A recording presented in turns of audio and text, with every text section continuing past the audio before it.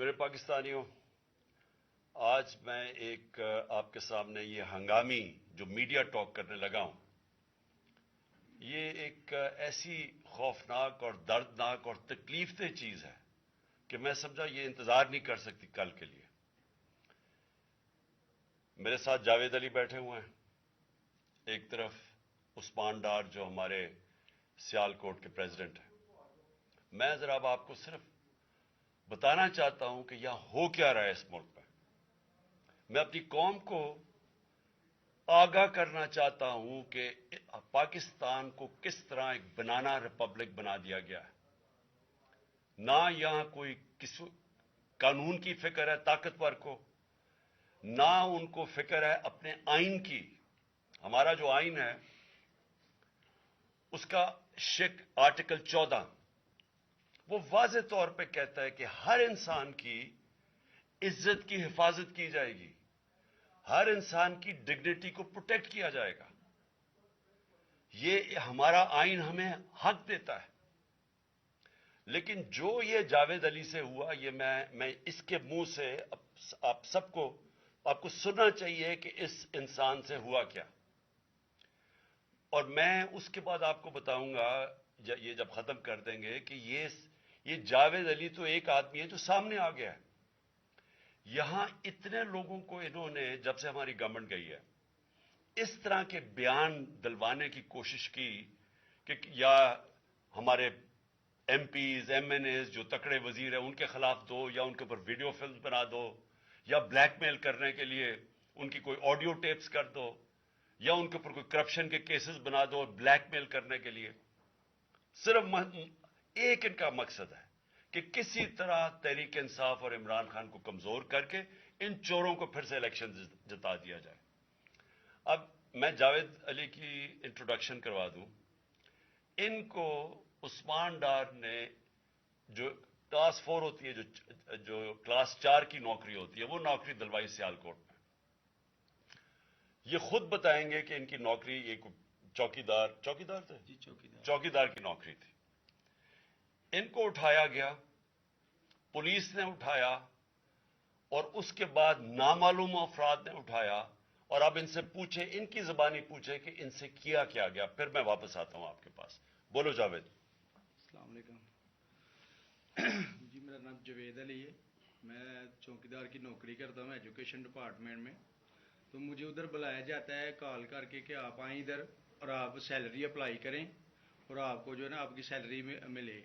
میں ادھر گیا ہوں اور مجھے ادھر صبح 11 بجے سے لے کے تقریباً 3-3:30 بجے تک بٹھایا جاتا ہے۔ آپ بیٹھو، کرتے ہیں تقریباً ادھر 4 بجے کے قریب 7-8 پولیس والے آتے ہیں۔ وہ ادھر سے مجھے پہلے ہاتھ کڑی لگاتے ہیں، بعد میں میرے آنکھوں پہ اوپر شرٹ باندھتے ہیں اور اوپر چولا ڈال لیتے ہیں کہ جیسے میں کوئی دہشت گرد ہوں، ٹھیک ہے۔ ادھر سے مجھے پرائیویٹ گاڑی میں اٹھاتے ہیں اور لے جاتے ہیں نامعلوم جگہ پہ۔ ادھر جا کے میرے اوپر مارک چڑھا ہوتا ہے، آنکھیں باندھی ہوتی ہیں، تقریباً 7-8 بندے ہوتے ہیں وہ جو مجھے جاتے فرش پہ لٹا دیتے اور مارنا شروع کر دیتے ہیں کہ تم نے عثمان ڈار نے تم سے کتنے پیسے لیے نوکری دلوانے کے لیے۔ میں کہتا نہیں دیے، پھر بھی مجھے دوسری دفعہ کبھی الٹا لٹکا دیتے ہیں کہ مانو تم نے عثمان ڈار کو پیسے دیے ہیں، کانٹریکٹر سے لے کے پیسے دیے ہیں۔ جب نہیں مانتا تب بھی مجھے کبھی سیدھا لٹکا دیتے ہیں، کبھی الٹا لٹکا دیتے ہیں۔ اور بعد میں جب میرے مثلاً کہ کبھی اینٹ ادھر سے اینٹ اٹھاتے ہیں، اسے دھاگے سے اگر میرے نازک حصوں میں باندھ دیتے ہیں کہ مانو تم کانٹریکٹر سے پیسے لے کے عثمان ڈار کو دیتے ہو۔ کپڑے اتارتے ہیں، بتاؤ۔ بعد میں مجھے ننگا کرتے ہیں، کپڑے اتار کے ادھر فرش پہ بٹھا دیتے ہیں کہ مانو تم نے عثمان ڈار کو پیسے دیے ہیں۔ جب نہیں مانتا تو پھر ادھر سے کہتے ہیں کہ ڈالا بھیجو، اس کی بیوی کو اٹھاؤ، اس کے بچے کو اٹھاؤ اور ادھر اس کو لا کر اس کو برہنہ کرو، اس کی ویڈیو بناؤ، فیس بک پہ ڈالو اور بلیک میل کرو۔ تب ادھر سے جا کے جب میری فیملی آئی تب میں ادھر سے ٹوٹا، ان کے آگے رویا کہ اب آپ بتائیں کہ میں نے کیا کرنا ہے۔ اس نے کہا کہ آپ 164 کے بیان دیں اور یہ کمنٹ میرے کہہ رہے ہیں کہ آپ نے یہ پیسے ٹھیکیداروں سے لے کے عثمان ڈار کو دی۔ یہ بتائیں اب کہ کوئی یہ سب چپ ہو جاتے تھے جب کوئی آتا تھا ایک آدمی؟ جب میری تو آنکھیں باندھی ہوتی تھی، ٹھیک، اس وقت جب کوئی آتا تھا ادھر، کوئی افسر آتا تھا، یہ کہتے تھے کہ بڑے صاحب آ گئے ہیں اور سب سائلنٹ ہو جاتے تھے۔ جب وہ آتا تھا سب سائلنٹ تھا، اب ٹھیک ہے لگے رہو، کرتے جاؤ، لگے رہو، یہ بات. میں اب آپ کے سامنے یہ جو جاوید علی نے بات رکھی، یہ ہر طرح ہم کنفرم کر سکتے ہیں. قرآن کے اوپر ہاتھ رکھنے کے لیے میرے سامنے تیار تھے. یہ عثمان ڈار کو پھنسانے کے لیے، اس کو کرپشن کیسز میں لانے کے لیے، یہ ساری چیز، یہ جو اس سے 164 کا بیان دلوایا گیا، اور پھر بیوی بچوں کو ساتھ والے کمرے میں لا کے ان کو کہا کہ اس کو ننگا کریں گے. یہ سیدھی بات بتائے، بیوی کو کہا کہ اس کو ننگا کر کے اس کی تصویریں بنائیں گے اور پھر فیس بک پہ چلائیں گے. میں آج اپنی بڑے رسپیکٹ سے، میں اپنی عدلیہ سے، میں اپنی چیف جسٹس صاحب سے کہنا چاہتا ہوں کہ دیکھیں، میں اب سے نہیں، جب سے ہماری حکومت گئی ہے، میں تب سے کہتا رہا ہوں کہ ہمارے بنیادی حقوق کی حفاظت کون کرے گا.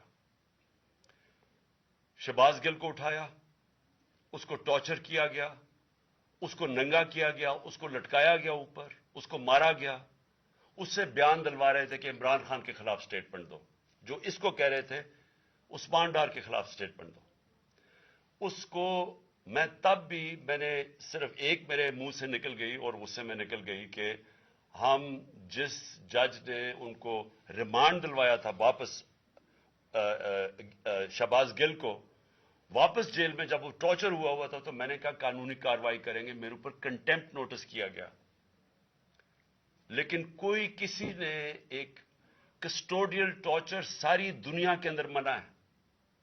کسٹوڈیل ٹارچر کے اوپر کچھ نہیں ہوا.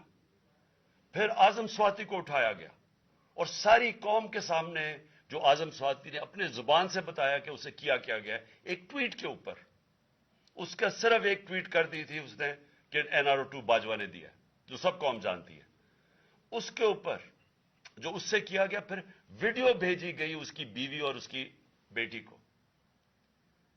ایسی چیزیں اس ملک کی تاریخ میں کبھی نہیں ہوئی، یا میں تو نہیں کبھی سنی تھی ایسی چیزیں. شاید دہشت گردوں سے ہوتی ہوں، شاید کوئی باہر کے جاسوسوں سے ہوتی ہو، غداروں سے، لیکن اپنے شہریوں کو اس طرح کرنا اس ملک کی تاریخ میں کبھی نہیں ہوا.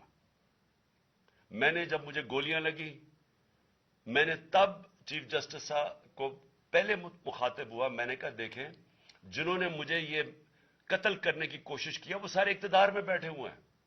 اس میں یہ جو ایک آدمی ڈرٹی ہیری جب سے جنرل باجوہ لے کے آیا یہاں، تب سے یہ تشدد شروع ہوا ہے. شہباز گل کا، اعظم سواتی کا، مجھے گولیاں لگی. یہ جو داستان آپ سن رہے ہیں، سوشل میڈیا کے بچوں سے پوچھیں، جب سے یہ آدمی آئے ان سے اٹھ کے کیا ہوا. ان کو بند کمروں میں کپڑے اتارے گئے، ذلیل کیا گیا. ایک ماں باپ نے مجھے کال کی، انہوں نے کہا ابھی تک ان کا بیٹا نارمل نہیں ہوا. اس سے اوپر اتنا تشدد کیا کہ وہ ابھی تک نارمل نہیں ہوا. اور میں ان کو کہا، جس طرح اس کو جاوید کو کہا میں نے سامنے آؤ، سب ڈرتے ہیں، نامعلوم افراد سے سب ڈرتے ہیں، اور کوئی کسی قسم کی پروٹیکشن کسی کو نہیں ہے، کیونکہ یہ قانون کے اوپر ہے، یہ جو مرضی کر لے، کوئی ان کو بچانے والا نہیں ہے. کوئی جاوید جیسے انسانوں کو جب یہ کرتے ہیں، اس کو پھر دھمکیاں دی گئی کہ تم نے یہ بتانا کسی کو نہیں ہے، تو ہم یہ کر دیں گے، ہم تمہیں یہ مروا دیں گے. تو یہ اس ملک کی، ہمارے پاس تو ایک ہی راستہ ہے، اور مجھے پتا ہے کہ عدلیہ کے اوپر پورا اٹیک ہے، یہ مافیا کا. یہ پولیٹیشین نہیں ہے، یہ مافیا ہے جو ٹیپیں بناتا ہے ججز کی، جو ہر قسم کی بلیک میل کرتا ہے. انٹیریئر منسٹر ٹیپ چلا رہا ہے کسی کی، یہ بالکل غیر قانونی چیز ہے. وہ جج کی ٹیپ چلا رہا ہے، وہ اس کی مریم وہ ٹیپ چلا رہی ہے کسی ارشد ملک جج کی، کبھی ثاقب نثار کی ٹیپ چل رہی ہے. یہ کسی مہذب معاشرے میں یہ چیزیں نہیں ہوتی. یہ کنٹرول کے لیے، عدلیہ کو کنٹرول کے لیے صرف یہ سارے حربے استعمال کیے جا رہے ہیں. میں آج اس پلیٹ فارم سے اپنے چیف جسٹس اور اپنی ہائر جوڈیشری کو، امید تو صرف آپ سے رہ گئی ہے. اس وقت جو جس طرح کا ظلم کیا جا رہا ہے، یہ نامعلوم افراد جو کر رہے ہیں اس ملک کے ساتھ، اور خاص طور پہ جو ڈرٹی ہیریا ہے، میری ساری انہوں نے یہ کیسے ہو سکتا ہے کہ میری جو ساری جے آئی ٹی کی رپورٹ تھی جو انہوں نے فورینسک ایویڈنس جمع کی ہوئی تھی وہ ساری ختم کر دی ہے. ان 4 آفیسرز کو پھر اوپر بٹھا دیا ہے جن کے اوپر پروسیکیوٹر جنرل نے کہا تھا کہ انہوں نے میری جے آئی ٹی کی ایویڈنس سیبوٹاج کرنے کی کوشش کی. اس نے ٹیررزم کورٹ کو بتایا یہ، ان کو واپس لا کے اوپر بٹھا دیا ہے. یعنی اس سے انصاف ملے گا؟ ساری ایویڈنس ختم کر دی ہے. تو ہمیں کدھر جائیں گے ہم؟ میری ریکویسٹ ہے چیف جسٹس صاحب، یہ جاوید علی کی اس کے اوپر موٹو ایکشن لیں، پتہ چلائیں کہ یہ کون لوگ ہیں. اور اوپر سے اس نے نامعلوم افراد نے اس نے سنا کہتے ہوئے کہ پولیس کے اوپر سارا الزام لگانا، پولیس کو پنچنگ بیگ بنانا اور کچھ نہ کہنا، نہیں تو اب تمہیں یہ کر دیں گے، مار دیں گے. دیکھیں جی، وقت آ گیا ہے.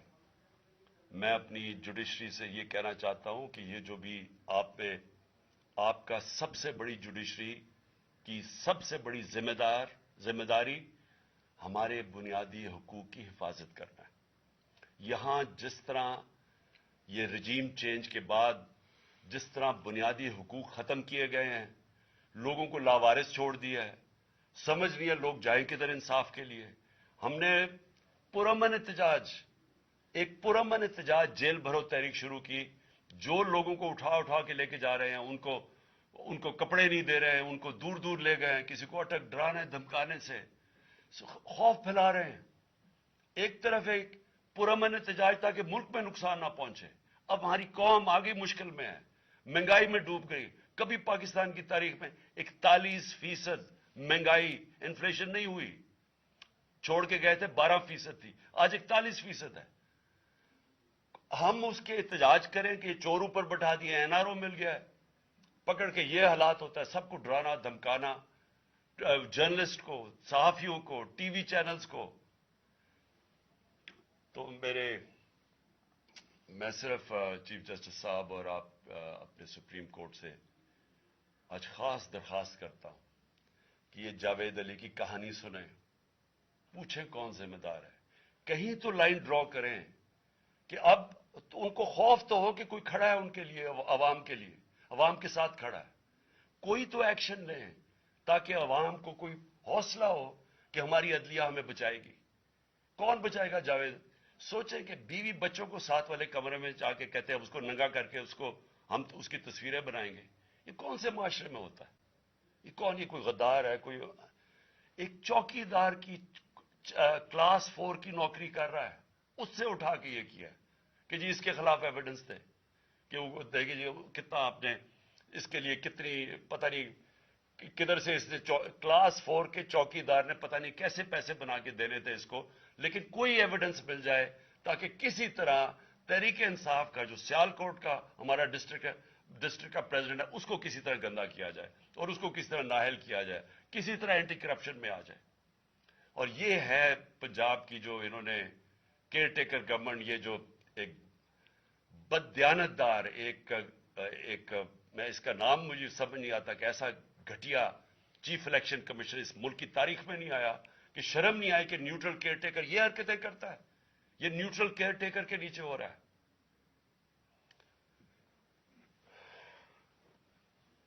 بہت بہت شکریہ.